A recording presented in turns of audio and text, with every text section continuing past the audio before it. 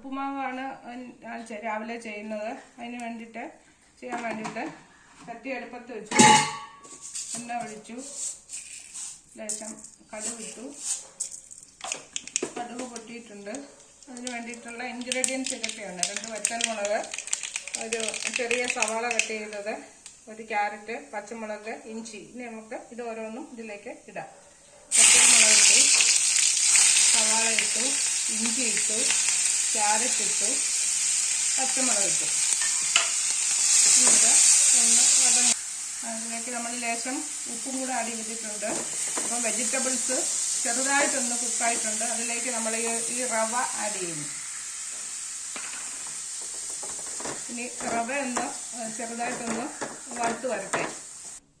അപ്പോൾ നമ്മുടെ റവയും എല്ലാം ഒന്ന് റോസ്റ്റായി വന്നിട്ടുണ്ട്. അതിലേക്ക് നമ്മൾ ഈ 1 കപ്പ് വെള്ളം ഒഴിക്കുന്നു.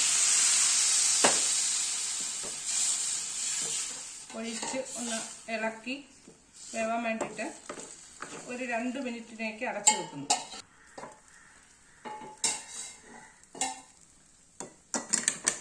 അങ്ങനെ നമ്മുടെ ഉപ്പുമാവ് റെഡി ആയിട്ടുണ്ട്. അതിനകത്ത് വെള്ളമൊക്കെ പിടിച്ച് പാകത്തിന് റെഡി ആയിരിക്കുകയാണ്.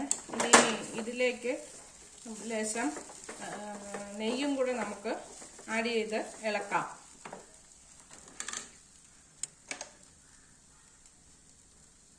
ലേശം നെയ്യ് ചെയ്ത് ഇളക്കാം. അങ്ങനെ രുചികരമായിട്ടുള്ള നമ്മുടെ ഉപ്പുമാവ് റെഡി ആയിട്ടുണ്ട്. എല്ലാവർക്കും ഗാന്ധി ജയന്തി ആശംസകൾ.